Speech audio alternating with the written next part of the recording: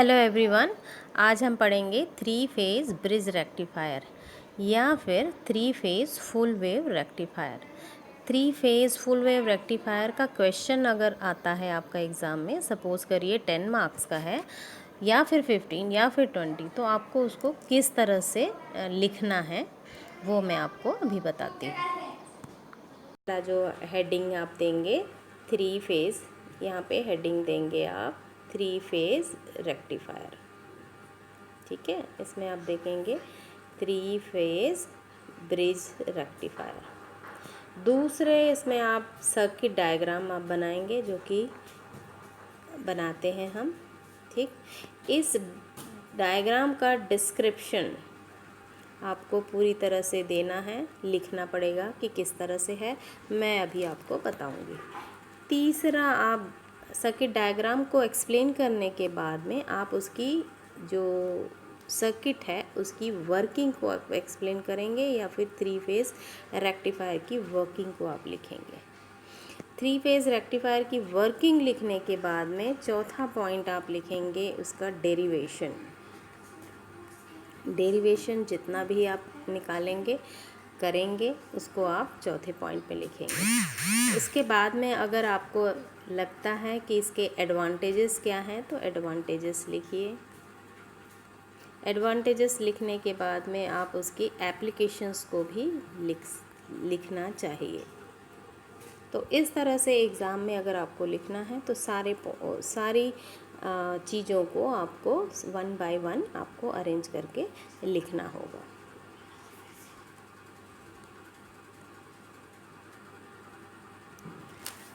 Heading देने के बाद में हमारा काम है इस सर्किट का डिस्क्रिप्शन आपको लिखना। तो सर्किट डिस्क्रिप्शन लिखना किस तरह से लिखा जाएगा ये मैं आपको बताती हूँ कि थ्री फेज़ ब्रिज रेक्टिफायर, ये आपका ब्रिज रेक्टिफायर है। ठीक है, ब्रिज रेक्टिफायर में आप लिखेंगे कि तीन सीरीज़ कॉम्बिनेशन ऑफ डायोड को आपने पैरेलल में कनेक्ट किया है।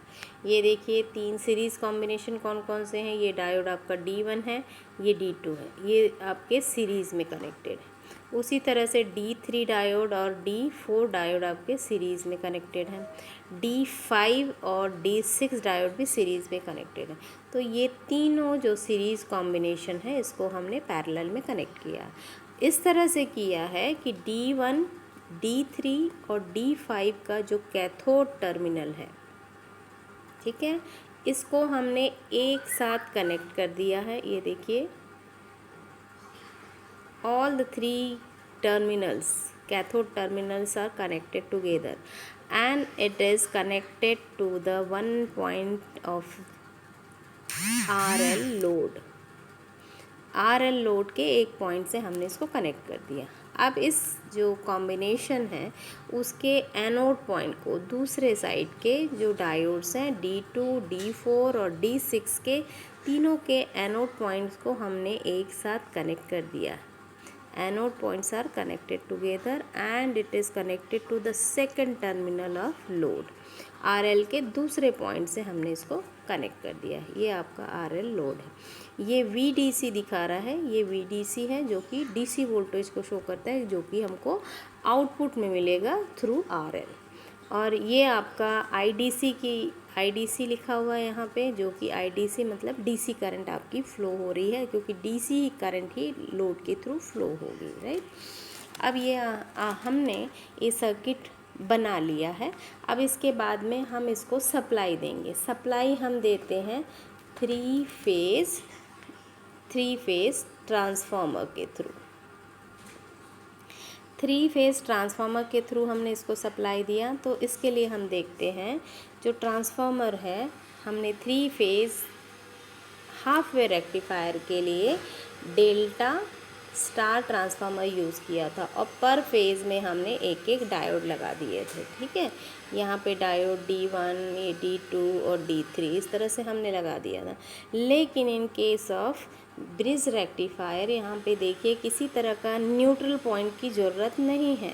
इसके एनोड पॉइंट से लेकर के ये तीनों से लेकर के हमने एक लोड के वन टर्मिनल से और दूसरा एनोड पॉइंट को हमने दूसरे से कनेक्ट कर दिया था, एनोड और कैथोड पॉइंट के।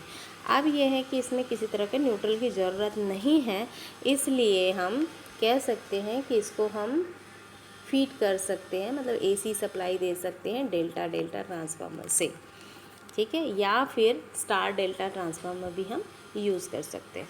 तो इस तरह से हम इसको सप्लाई दे सकते हैं। अब ये जो डेल्टा कनेक्शन है, इनपुट जिसके थ्रू हम एसी सप्लाई कर रहे हैं ब्रिज रेक्टिफायर को, उसको इस पॉइंट से कनेक्ट करते हैं। सपोज़ करिए कि ये आपका फेज़ ए है, ये आपका फेज़ बी है और ये आपका फेज़ सी है। तो इस तरह से हम देखेंगे कि फ़ेज़ ए को हम इस तरह से यहाँ से कनेक्ट कर देते हैं। फ़ेज़ ए कनेक्टेड है। अब ये इसका मतलब ये हुआ कि फ़ेज़ ए सबसे पहले मैक्सिमम पॉजिटिव वोल्टेज देना स्टार्ट कर देगा। ये इस तरह से अगर हम वेव फॉर्म ड्रॉ करते हैं तो ये साइन वेव इस तरह से हम ड्रॉ करते हैं। अब ये है कि हमने कनेक्ट कर दिया है VA 3 फेज़ सप्लाई इस सर्किट से, है ना। जो फेज़ ए है उसको हमने, जो पहला सीरीज़ कॉम्बिनेशन है के दोनों डायोड के बीच में हमने उसको कनेक्ट कर दिया। दूसरा ये देखिए फेज़ बी को अगर हम देखें यहाँ से कनेक्ट कर दें, मैंने ऐसे ही किया, तो ये हम फेज़ बी को दूसरे वाले सीरीज़ कॉम्बिनेशन के दोनों डायोड के बीच से हम कनेक्ट करेंगे। उसी तरह से फेज़ सी को भी यहाँ से तीसरे जो कॉम्बिनेशन है सीरीज़ कॉम्बिनेशन, उसमें दोनों डायोड के बीच के पॉइंट से, मिड पॉइंट से बोलो या कहीं पे भी हम उसको कनेक्ट करके सप्लाई देते हैं। तो ये VA सप्लाई हो गई फेज़ ए की, और ये फेज़ बी की सप्लाई हो गई, और ये फेज़ सी की सप्लाई इस तरह से हम देते हैं। अब हम देखेंगे कि सबसे पहले आपका जो 3 फेज़ वेव फॉर्म होती हैं, ये हम देख लेते हैं 3 फेज़ वेव फॉर्म। ये आपकी 3 फेज़ वेव फॉर्म है। इसको अगर हम देखें तो सबसे पहले फ़ेज़ ए आपका मैक्सिमम पॉजिटिव दे रहा है, उसके 120 डिग्री के बाद में फ़ेज़ बी मैक्सिमम पॉजिटिव दे रहा है, उसके 120 डिग्री के बाद में फ़ेज़ सी दे रहा है, ठीक। तो इसी चीज़ को हम यहाँ पे अप्लाई करेंगे। यहाँ पे हम देखेंगे कि सबसे पहले आपका फ़ेज़ ए मैक्सिमम पॉजिटिव वोल्टेज देना स्टार्ट कर दिया, ठीक। अगर ये फ़ेज़ ए मैक्सिमम पॉजिटिव वोल्टेज दे रहा है, इसका मतलब ये हुआ कि इस फेज़ से कनेक्टेड, इस फेज़ में कनेक्टेड दोनों डायोड D1 और D2 हैं, लेकिन दिस इज़ पॉजिटिव वोल्टेज। तो पॉजिटिव वोल्टेज किसके लिए? D1 के लिए anode is connected to this voltage. तो एनोड D1 का एनोड, ये आपका D1 का एनोड पॉजिटिव हो जाएगा with respect to cathode.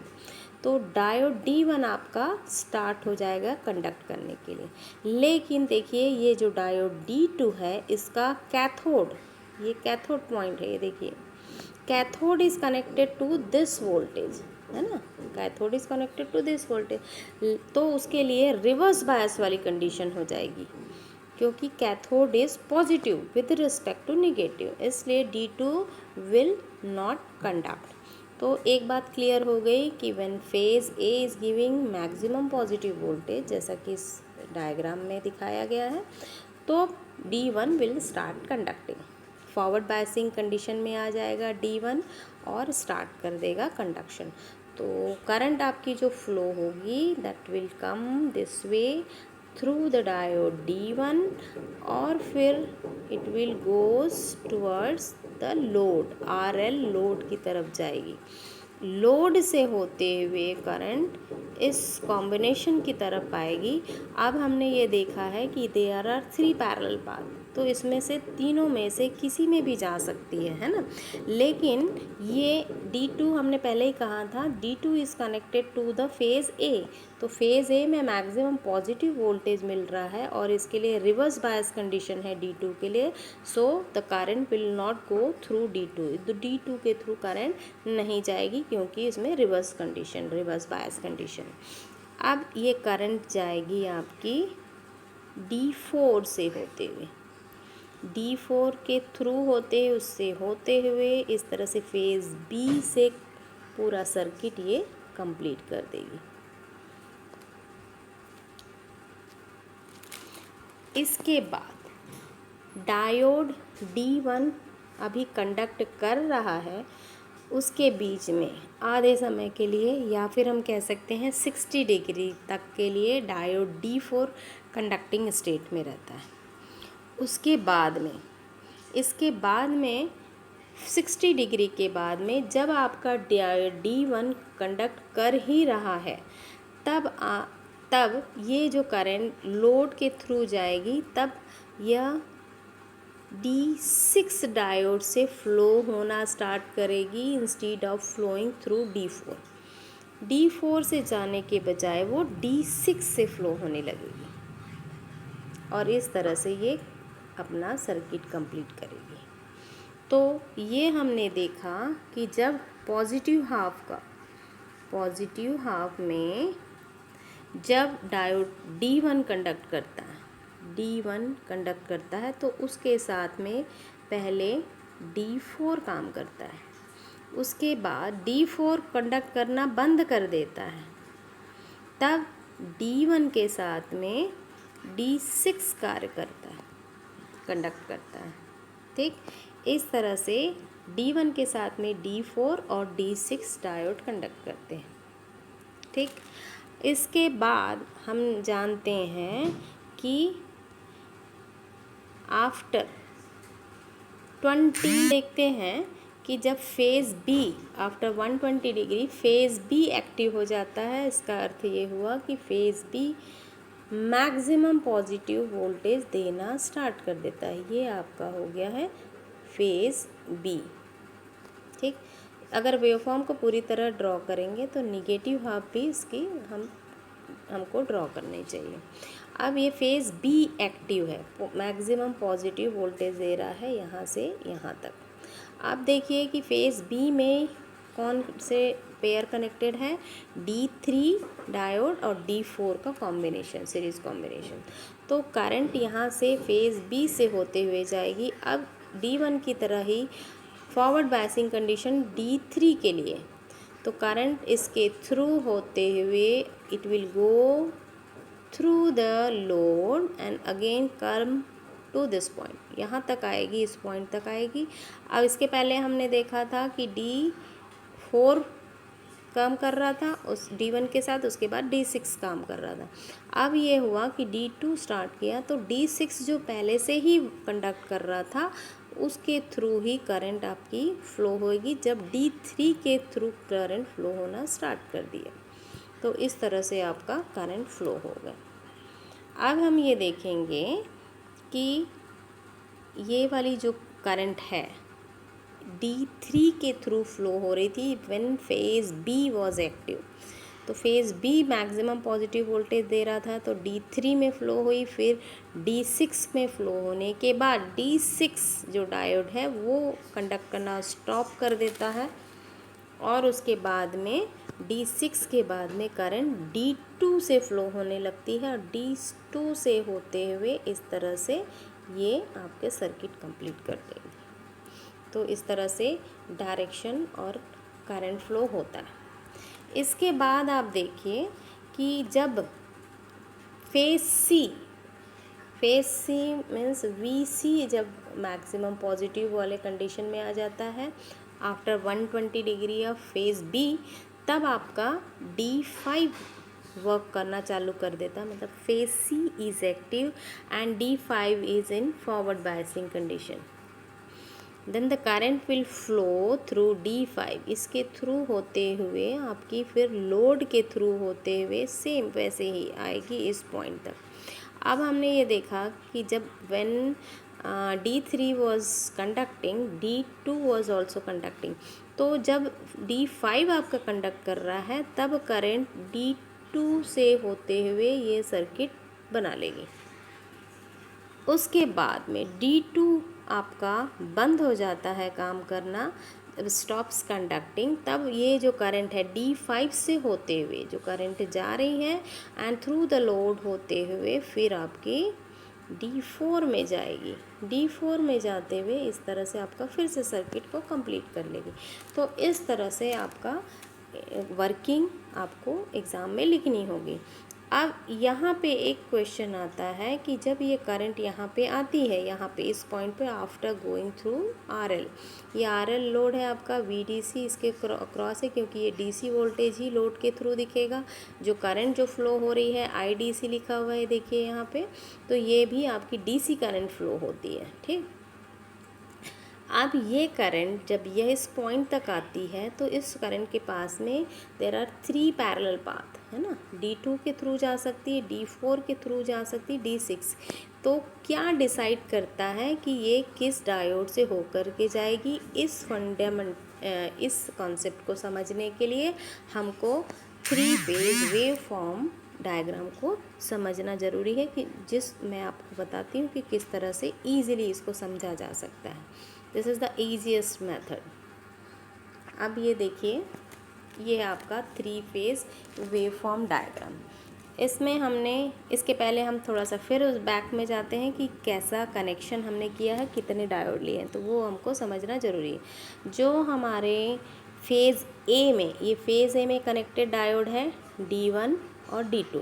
Phase B में कनेक्टेड डायोड है D3 और D4। फेज़ सी में कनेक्टेड डायोड है 5 और 6। इसको समझना बहुत ज़रूरी है। अब इसके बाद आ जाते हैं 3 फेज वेव फॉर्म डायग्राम में। हम यहाँ पे लिख देते हैं जिससे कि आपको आसानी हो जाएगी एक्सप्लेन करने में कि या फिर समझने में इसकी वर्किंग आपकी ब्रिज रेक्टिफायर की। अगर हम यहाँ पे लिख देते हैं कि किस फेज़ में कौन सा डायोड वर्क करता है। This is, now see the diagram, this is phase ए। ये देखिए, ये कंडक्ट कर रहा है इस तरह से, है ना। फेज़ ए से हमने स्टार्टिंग पॉइंट ले लिया तो ये 0 पॉइंट है। अब ये फेज़ ए में हमने देखा था कि डायोड D1 पॉजिटिव हाफ के लिए और D2 निगेटिव हाफ के लिए काम करता है। तो ये D1 हम यहाँ लिख देते हैं फेज़ ए में। फेज़ ए का ही जो निगेटिव जा रहा है, ये देखिए, इसमें जो कनेक्टेड है निगेटिव हाफ में, पॉजिटिव हाफ के लिए D1 कंडक्ट कर रहा है, निगेटिव हाफ के लिए D2 कंडक्ट करेगा। उसी तरह से आपका फेज़ बी यहाँ पे आफ्टर 120 डिग्री के बाद में यहाँ पे एक्टिव हो गया। देखिए फेज़ बी में हमारा जो डायोड कंडक्ट जुड़ा हुआ है, लगा हुआ है, वो है आपका D3 पॉजिटिव हाफ के लिए और निगेटिव हाफ के लिए आपका है D4। तीसरा डायोड या तीसरा जो फेज़ है वो है आपका VC। ये ब्लू लाइन में है देखिए, तो ब्लू लाइन में VC है। VC फेज़ में जो डायोड कनेक्टेड है पॉजिटिव हाफ के लिए वो है आपका D5। VC में निगेटिव हाफ में जो डायोड कनेक्टेड है फेज़ C के लिए, वो जो डायोड है उसका नाम हमने रखा है D6 डायोड। अब इस डायग्राम को हम देखते हैं, पहले से और कंप्लीट करते हैं। फेज़ C और फेज़ B इनकम्प्लीट दिख रहा है, तो फेज़ C में जो डायोड D6 कनेक्टेड है, तो यहाँ पे भी हम डायग्राम को कंप्लीट कर लेते हैं। तो ये हम इस तरह से लिखते हैं, फेज़ 5 के साथ में ये आपका D6 हो गया, और फेज़ 2 में जो कनेक्टेड है डायोड D3 के साथ में D4 यहाँ पे लिख देते हैं। अब यहाँ पे देखिए कि जो फेज़ C है, यहाँ पे ये जो जा रहा है, ये आपके D1 के पहले भी थोड़ा सा कंडक्टिंग दिखा रहा है, जिसको कि हम लिखते नहीं हैं, यहाँ पे हम डिस्क्राइब भी नहीं करते हैं, क्योंकि हम ये जो फेज़ A है उसके 0 पॉइंट से वेव फॉर्म स्टार्ट होती हैं फेज़ ए की, तो हम वहीं से उसको स्टार्टिंग पॉइंट मान लेते हैं। अदरवाइज़ समझने के लिए देख के डायग्राम समझ सकते हैं कि यहाँ पे D5 ऑलरेडी कंडक्टिंग स्टेट में था। आप देखेंगे इसको देखने के बाद में आपको बहुत ईजिली समझ में आ जाएगा कि अब किस डायोड के साथ में कौन सा डायोड कंडक्ट करेगा। यहाँ इस डायग्राम से आप देखिए कि ये आपका ये 60 डिग्री है, ये 120, ये 180, हाफ साइकिल 180 डिग्री का होता है। और ये जो डायोड है, सारे diode, all the diodes are working for 120 degree. तो यहाँ से लेकर के यहाँ तक 120 होता है, इसके पहले भी हम समझ चुके हैं। इस 120 डिग्री के साथ में जब when diode D1 is conducting, जब ये कंडक्ट कर रहा है डायोड D1, तब यहाँ पे देखिए निगेटिव हाफ में यहाँ से स्टार्ट हुआ है डायोड D1 कंडक्ट करना, है ना। तो ये वाला, ये देखिए ये डायोड D4 कंडक्ट कर रहा है, ठीक है। और उसी के साथ साथ में ये देखिए D6 भी कंडक्ट कर रहा है। ए में D1 डायोड कंडक्ट करता है, फेज़ बी में D2 diode D3 diode conduct करता है पॉजिटिव हाफ के लिए, फेज़ सी के लिए D5 डायोड कंडक्ट करता है। उसी तरह से निगेटिव हाफ में D1 के साथ में D2 डायोड काम करता है, D3 के साथ में D4 डायोड कंडक्ट करता है, D5 के साथ में निगेटिव हाफ का D6 डायोड कंडक्ट करता है। D2 इसको हम निगेटिव हाफ में अगर हम बैक साइड में अगर देखें तो फेज़ बी में जो डायोड कनेक्टेड है वो है आपका D4 डायोड, और फेज़ सी में जो 5 के साथ कनेक्टेड है वो D6 डायोड। तो इस तरह से हम समझ सकते हैं कि जब D1 डायोड कंडक्ट करता है,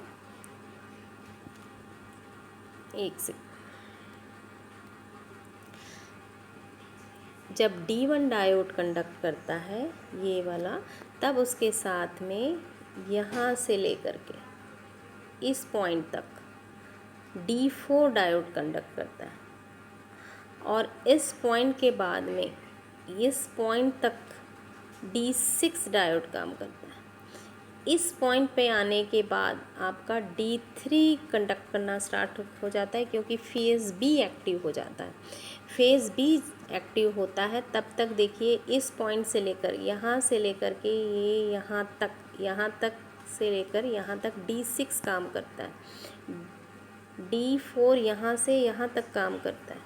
तो यहाँ से जब D3 स्टार्ट हो जाता है इस पॉइंट से, तब आपका D6 कंडक्ट करता रहता है इस पॉइंट तक। इस पॉइंट से जब काम करता है तो अब देखिए इस पॉइंट के बाद में 60 डिग्री के बाद में ये D2 काम करने लगता है, तब जब D3 आपका एक्टिव है। D3 इस पॉइंट तक आपका वर्क करता है, कंडक्ट करता है, तब तक ये आपका D2 still in conducting state. अब इस पॉइंट के बाद में आफ्टर 120 डिग्री के बाद में D5 means VC, third phase आपका सी फेज़ आपका एक्टिव हो जाता है। तो इसके साथ में जब एक्टिव होता है तो D2 तब तक वर्किंग कंडीशन में रहता है, यहाँ तक D5 स्टार्ट्स कंडक्टिंग, यहाँ पे हो गया इसका स्टार्ट, तब तक पहले से ही चला आ रहा है D2 कंडक्टिंग स्टेट में। यहाँ पे आकर के D2 आपका नॉन कंडक्टिंग स्टेट में आ जाएगा, ये बंद हो जाएगा, और उसके बाद में आपका D4 स्टार्ट हो जाएगा। यहाँ पे देखिए ये यहाँ से लेकर के इस पॉइंट से लेकर के ये D4 यहाँ से स्टार्ट हो गया है D4 यहाँ से लेकर के यहाँ तक स्टार्ट रहेगा, जब तक कि फिर से ये D1, यहाँ देखिए ये D1 फिर से स्टार्ट हो जाएगा आपका कंडक्ट करना। तो इस तरह से ये साइकिल पूरी प्रोसेस चलती रहती है। अब इस डायग्राम को देख करके आपको कोई परेशानी नहीं होगी कि कौन से डायोड के साथ में कौन सा निगेटिव हाफ का डायोड कंडक्ट करे। ये थी वर्किंग आपकी 3 फेज़ फुल वेव रेक्टिफायर की। इसको फुल वेव रेक्टिफायर इसलिए कहते हैं क्योंकि positive as well as negative half दोनों में आपका डायोड कंडक्ट करता है, और दोनों वेवफॉर्म को हम यूज़ करते हैं रेक्टिफिकेशन के लिए, इसलिए ये 3 फेज़ ब्रिज रेक्टिफायर या फुल वेव रेक्टिफायर कहलाता है। अभी तक हमने थ्री फेज़ ब्रिज रेक्टिफायर या फुल वेव रेक्टिफायर की वर्किंग पढ़ी है। अब हम इसके रेक्टिफाइड आउटपुट किस तरह से प्राप्त होता है वो हम देखेंगे। इसके लिए हमने input wave form three phase और रेक्टिफाइड आउटपुट वेव फॉर्म दोनों को हमने साथ में रखा है। तो हम देखेंगे कि किस तरह से रेक्टिफाइड आउटपुट की वेव फॉर्म हमको प्राप्त होती है। तो यहाँ पे आप देखिए कि हम जानते हैं कि जब D1 काम कर रहा है, डायोड वर्क कर रहा है या कंडक्ट कर रहा है, उसके साथ में पहले D4 काम करता है निगेटिव हाफ का, उसके बाद D6। तो यहाँ पे देखेंगे हम, यहाँ पे देखिए ये वाला जो आपका रेक्टिफाइड आउटपुट है VAB, ये किस तरह से मिलता है। यहाँ पे देखिए ये VAB ये है आपका रेक्टिफाइड आउटपुट है। तो VAB इसको क्यों कहा जाता है, क्योंकि जब D1 डायोड काम कर रहा है, यहाँ पे देखिए ये D1 डायोड काम कर रहा है, तब उसके साथ में निगेटिव हाफ का D4 काम कर रहा है। ये देखिए तब आपको VAB मिलता है जा कर के, यहाँ पे देखिए VAB। और इसके बाद D1 काम करता रहता है, तब आपका D1 के साथ में D6 काम करता है। मतलब ये हुआ कि D1 और D6, D1 जो है वो फेज़ A के लिए काम करता है और D6 है वो फेज़ C के लिए। तो उसी तरह से उसी तरह पहले में भी होता है, D1 फेज़ A में लगा हुआ है और D4 आपका फेज़ B में लगा हुआ, इसलिए पहले वाले D1 D4 के साथ में आपका VAB वर्क करता है। मतलब आउटपुट वेवफॉर्म आपको मिलती है, रेक्टिफाइड आउटपुट मिलता है VAB। उसके बाद में VAC मिलता है D1 और D6 के काम करने से। तो ये देखिए VAC यहाँ पे आपको दिख रहा है। अब इसके बाद हम देखेंगे कि अगर D3, ये आपका D3 काम कर रहा है, उसके साथ में D6 अब फिर काम कर रहा है इसके साथ में, क्योंकि D6 आपका यहाँ से यहाँ तक काम करेगा, D4 यहाँ से यहाँ तक काम करेगा, वर्क करेगा या कंडक्ट करेगा। तब हमने देखा कि यहाँ पे D3 के साथ अगर D6 काम कर रहा है, ठीक है, तो आपका D3 फेज़ B का हो गया है और D6 फेज़ C का, इसलिए VBC वोल्टेज हमको आउटपुट में मिलेगा। उसी तरह से इसके बाद आपका D3 कंडक्ट करेगा, D3 यहाँ से लेकर यहाँ तक कंडक्ट कर रहा है, तब अब D6 यहाँ पे आके कंडक्ट करना स्टॉप कर देगा। अब D2 स्टार्ट हो रहा है यहाँ से D2, तो जब D2 स्टार्ट हो रहा है तो D3 और D2 काम कर रहा है। D3 कौन सा फेज़ B में है और D2 है फेज़ A में, मतलब VBA मिलेगा। ये देखिए ये VBA। उसी तरह से अब इस पॉइंट पे आकर के D3 भी काम करना बंद करेगा, उसके बाद फेज़ C एक्टिव हो जाएगा जिसमें D5 वर्क करता है। ये देखिए D5 यहाँ से स्टार्ट हो गया, तो D5 के साथ में D2 वर्क कर रहा है। D5 मतलब फेज़ C है, D2 मतलब हो गया आपका फेज़ A में, तो इसलिए VCA आपको यहाँ मिल गया। उसी तरह D5 के साथ में आपका फिर D4 वर्क करेगा। D4 आपका B फेज़ में है, ठीक है, तो VCB मिलेगा।